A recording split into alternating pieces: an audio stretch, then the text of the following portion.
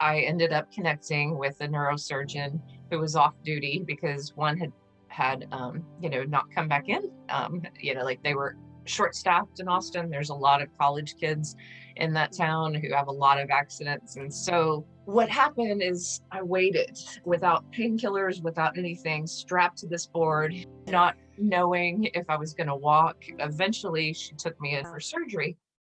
And the next thing I knew, I just stepped out of my body for quite some time because I remember seeing the body and almost kind of laughing. Like I felt so much joy because I knew the very moment I lifted up out of my body that we go on, that we do retain this consciousness. In fact, that consciousness even seemed clearer than when I was in my body. It seemed as if the body and the mind is a limiter of consciousness, and outside of body there's a whole lot more consciousness and a whole lot more joy.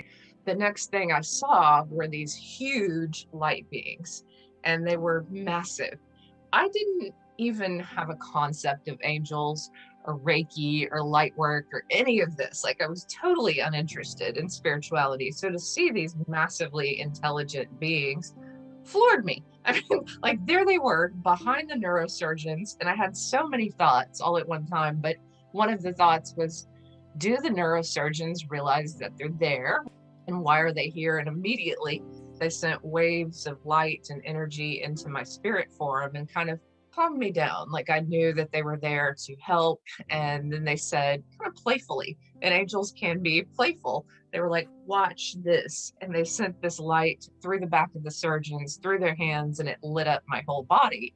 I just understood that they were guiding the surgeons, and even if the surgeons missed something, they were going to help. Like, they were literally there to assure me I'd walk, I'd run, and have a good life. So in that moment, I thought, okay, that's good to know. But then the monitor flatlined. Then I realized, oh, the body's dead now. I don't want to watch that. I'm going somewhere else.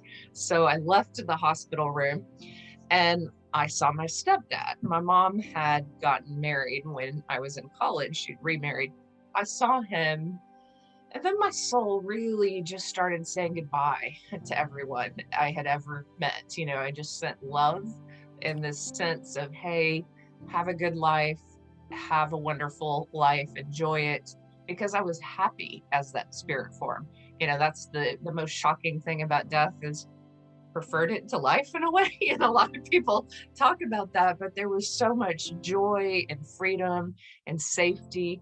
I knew that I was supported, in that realm, even though it took a while to get to that presence of God. It's so hard to explain, but I felt like there was a higher consciousness or a love that was sending light through the whole thing, through the angels. And as I left the hospital and went into the night sky, and as I went into that night sky, it's like I transitioned really quickly. A lot of near-death experiencers talk about a tunnel, but I went far out into the stars, kind of like the cosmos, and I was just hanging out there and just enjoying being in the stars. And this light came closer and closer and said just different things that were intense messages. One was, love is all that matters and all that we take with us.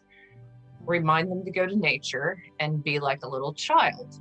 And so the next place that I transitioned into was, I think, what people would call heaven, but to me, it felt like this beautiful holding space. It was, the grass was very green, the sky was very blue, the grass kind of swayed back and forth.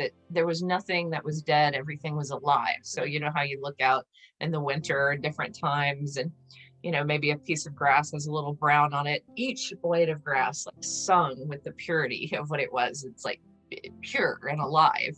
And I thought, oh, this is, just a beautiful place. I felt very peaceful, held in this light.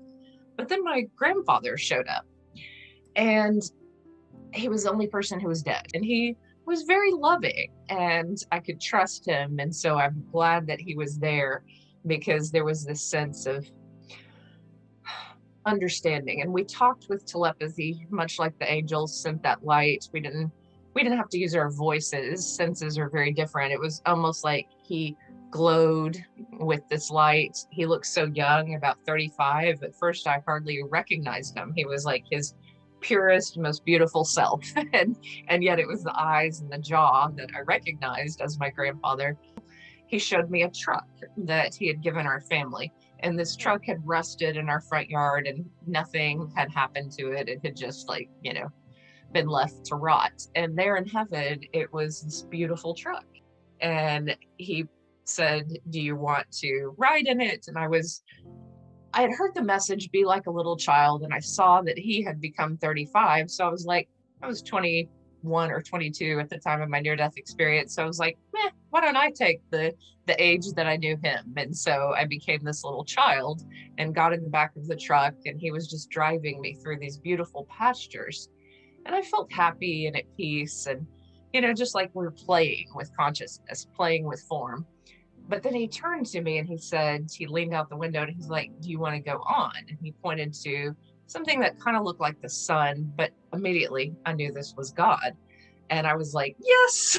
And I just took off, because who would not want to see God, So as I'm flying towards this light and just getting more and more excited, I felt people's prayers and I heard every word that they said. Like some people prayed because they didn't want my mom to lose a child.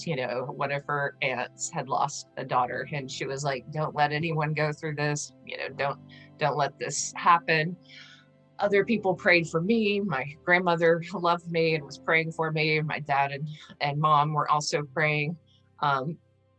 I just kind of blew through their prayers, though, because I was like, "God's up there. I don't care about you guys." As awful as that sounds, it was so much more exciting, to move towards God. And as I moved towards God, when you grow up with emotional and physical abuse, your self-esteem, it really takes a beating. And what I felt was like, one, I was safe in that presence of God. One, I was loved just as I am, and so is everyone. So are the parents who are neglectful or abusive. So are, every single person is worthy of God's love. And I felt how amazing it felt, but I also just felt changed. It was as if all the darkness, anything that had, quote, been done to me or was horrible, didn't exist anymore in that place. All that existed was love. And I'd never felt that good. I'd suffered from depression. There'd been, a lot of questioning throughout my life. And in that presence of God, I did not want to return. I was like, "No, thank you." "No, thank you. No, thank you. No, thank you." And the minute I started thinking that about not returning, there was like this energetic wall that just came up, and I kind of hit it. And God was like, "Look down." And I say God, it's just this creator, divinity, whatever you want to call it, a light that was so incredibly loving and pure, and not me. It was outside of me. It was a force greater than me.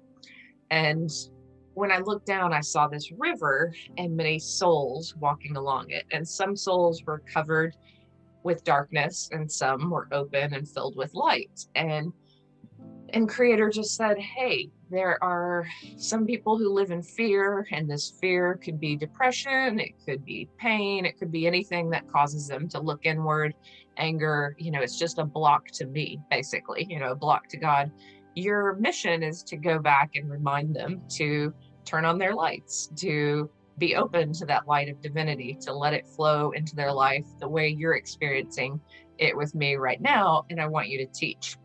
And I was like, "Oh, no, no, no, no, no, no, no. No, that's where we're going to have an argument, God. I don't want to teach. I grew up poor. I'm definitely not going to go into that profession. No way." And it was clear that at that time, it was not spiritual teacher, it was teacher in schools, like helping in that way. And it was almost as if God laughed at me, like my soul was kind of crumpled up like this ball and hurled back into my body. And then I was there in my body.